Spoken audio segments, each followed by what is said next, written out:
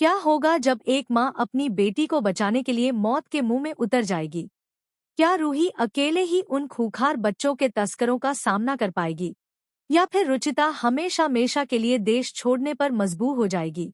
और सबसे बड़ा सवाल, आखिर इस पूरी साजिश के पीछे कौन है जो मासूम बच्चों की जिंदगी से खेल रहा है? आने वाले पलों में ऐसा भयानक सच सामने आने वाला है जिसे देखकर हर किसी के होश उड़ जाएंगे।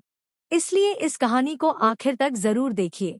रुचिता के अचानक गायब होने के बाद पूरे घर में मातम जैसा माहौल छा जाता है। हर किसी के चेहरे पर डर साफ दिखाई दे रहा है। कोई समझ नहीं पा रहा कि आखिर इतनी छोटी बच्ची अचानक कहाँ चली गई। घर के हर कोने में उसकी आवाज गूंज रही है, लेकिन वह कहीं दिखाई नहीं दे रही। रूही की आंखों से आंसू रुकने का नाम नहीं ले रहे। एक माँ का दिल बार बार उसे यह एहसास दिला रहा है कि उसकी बेटी किसी बहुत बड़े खतरे में है। दूसरी तरफ वह रहस्यमय गुड़िया पूरे घर में अजीब हरकतें करने लगती है। कभी वह अपने आप गिर जाती है तो कभी उसकी आंखें किसी अनजाने डर की तरफ इशारा करती है। ऐसा लगता है जैसे वह भी किसी भयानक सच को बताना चाहती हो। लेकिन इसी बीच दुष्ट दादी अपने असली रंग दिखाने लगती है। वह बार बार कोशिश करती है कि नाहर को इस किडनैपिंग के बारे में कुछ भी पता न चले। उसे डर है कि अगर नाहर को सच्चाई का पता चल गया तो उसकी सारी चालें बर्बाद हो जाएंगी। इसलिए वह घर के हर सदस्य को भ्रमित करने में जुट जाती है। वह दिखावा करती है कि उसे भी रुचिता की चिंता है, लेकिन अंदर ही अंदर वह चाहती है कि रूही को कोई मदद न मिले और वह अकेली ही इस दर्द से टूट जाए। लेकिन एक माँ की ममता इतनी आसानी से हार नहीं मानती। रूही अपने आंसू पोंछती है और भगवान खाटू श्याम जी के सामने हाथ जोड़कर अपनी बेटी की सलामती की प्रार्थना करती है। तभी उसकी नज़र अखबार में छपे एक मेडिकल कैंप के पंपलेट पर पड़ती है। पहले तो उसे ये एक साधारण विज्ञापन लगता है, लेकिन अचानक उसे कुछ अजीब महसूस होता है। उसे याद आता है कि रुचिता के गायब होने से ठीक पहले एक नर्स इसी मेडिकल कैंप की बात कर रही थी। अब रूही को यकीन हो जाता है कि इस पंपलेट का उसकी बेटी के गायब होने से कोई ना कोई संबंध जरूर है। रूही बिना समय गंवाए उस पते की तलाश शुरू कर देती है। वह सबसे पहले उस प्रिंटिंग प्रेस पहुंचती है जहां यह पंपलेट छापा गया था। वहां पहुंचकर उसे पता चलता है कि यह मेडिकल कैंप पूरी तरह फर्जी है और इसे कुछ अजनबी लोगों ने नकली नाम से छपवाया था। यह सुनते ही रूही के पैरों तले जमीन खिसक जाती है। अब उसे यकीन हो जाता है कि उसकी बेटी किसी बहुत बड़ी साजिश का शिकार हो चुकी है। उसी समय उसे एक सुराग मिलता है। प्रिंटिंग प्रेस का कर्मचारी बताता है कि पंपलेट लेने एक नर्स आई थी जिसकी हरकतें काफी संदिग्ध थी। रूही बिना देर किए उस नर्स का पीछा करना शुरू कर देती है। रास्ता आसान नहीं होता। सुनसान गलियां, अंधेरी सड़कें और हर कदम पर खतरे की आहट उसे डराने की कोशिश करती है। लेकिन अपनी बेटी को बचाने की चाहत उसके हौसले को और मजबूत कर देती है। काफी देर पीछा करने के बाद वह एक पुराने और वीरान गोदाम तक पहुंच जाती है। जैसे ही वह अंदर झांकती है, उसके होश उड़ जाते हैं। वहां जो कुछ हो रहा होता है वह किसी डरावने सपने से कम नहीं होता। कई मासूम बच्चों को बड़े बड़े कार्टन बॉक्स में बंद किया जा रहा होता है। कुछ बच्चे बेहोश पड़े होते हैं तो कुछ मदद के लिए रो रहे होते हैं। आसपास खड़े गुंडे बच्चों को देश से बाहर भेजने की तैयारी कर रहे होते हैं। यह नज़ारा देखकर रूही का दिल कांप उठता है। लेकिन तभी उसकी नज़र एक बड़े कार्टन पर पड़ती है। उसे महसूस होता है कि शायद उसी बॉक्स में उसकी बेटी रुचिता बंद है। अब उसके सामने दो रास्ते हैं, या तो वह डरकर पीछे हट जाए या फिर अपनी जान की परवाह किए बिना उन दरिंदों का सामना करे। और तभी रूही एक ऐसा फैसला लेती है जो उसकी जिंदगी हमेशा के लिए बदलने वाला है। रूही कांपते हुए कदमों से उस बड़े कार्टन के पास पहुंचती है।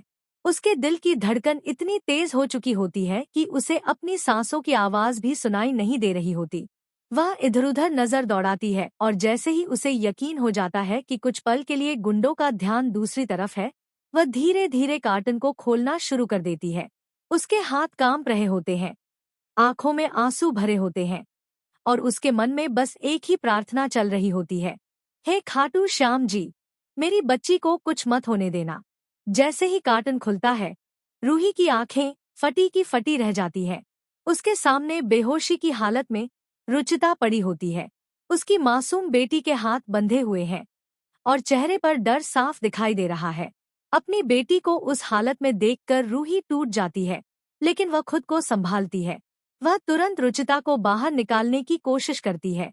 तभी पास में रखे दूसरे बॉक्स से किसी बच्चे के रोने की आवाज आती है। रूही समझ जाती है कि यहाँ सिर्फ उसकी बेटी नहीं, बल्कि कई मासूम बच्चे इन दरिंदों के चंगुल में फंसे हुए हैं। रूही एक एक करके बाकी कार्टन खोलना शुरू कर देती है। कुछ बच्चे डरे हुए होते हैं, कुछ बेहोश और कुछ इतने कमजोर कि ठीक से खड़े भी नहीं हो पा रहे होते। वह उन सभी को हिम्मत देती है और वहां से बाहर निकालने की तैयारी करती है। लेकिन तभी अचानक पीछे से एक आवाज गूंजती है, कौन है वहां?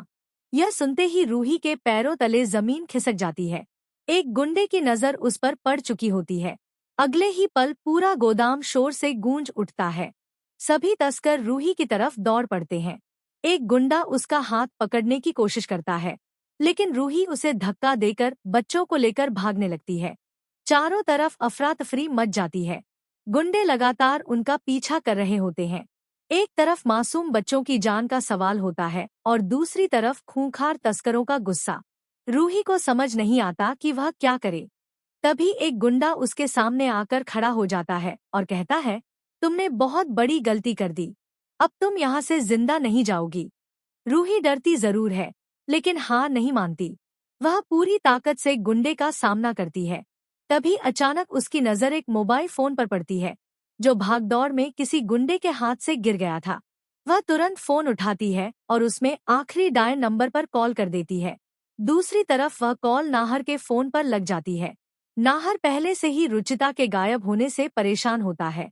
जैसे ही वह फोन उठाता है, उसे बच्चों की चीखें और गुंडों की आवाजें सुनाई देती है। उसे तुरंत समझ आ जाता है कि रूही किसी बहुत बड़े खतरे में है। उसी वक्त उसे एक अहम सुराग भी मिल जाता है, जिससे उसे उस गोदाम का पता चल जाता है। अब नाहर एक पल भी बर्बाद नहीं करता। वह तुरंत पुलिस को साथ लेकर उस सुनसान गोदाम की ओर निकल पड़ता है। इधर गोदाम में गुंडों ने रूही और बच्चों को घेर लिया होता है। एक गुंडा रुचिता को फिर से अपने कब्जे में लेने की कोशिश करता है।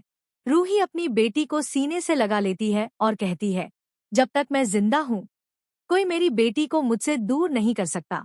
तभी अचानक बाहर पुलिस की गाड़ियों के सायरन सुनाई देते हैं। धड़ाम।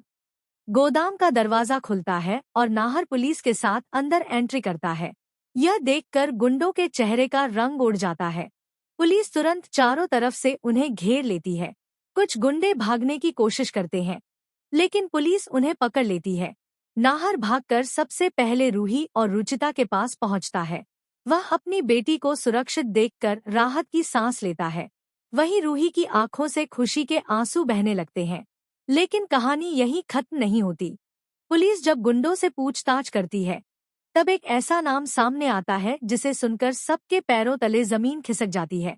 इस पूरी साजिश के पीछे कोई और नहीं, बल्कि वही शख्स होता है जिस पर परिवार सबसे ज्यादा भरोसा करता था। असल मास्टरमाइंड का नाम सामने आते ही हर कोई हैरान रह जाता है। दुष्ट दादी के चेहरे का रंग उड़ जाता है, क्योंकि उसका सबसे बड़ा राज अब दुनिया के सामने आने वाला होता है। वह बचने की लाख कोशिश करती है, लेकिन उसके सारे सबूत पुलिस के हाथ लग चुके होते हैं।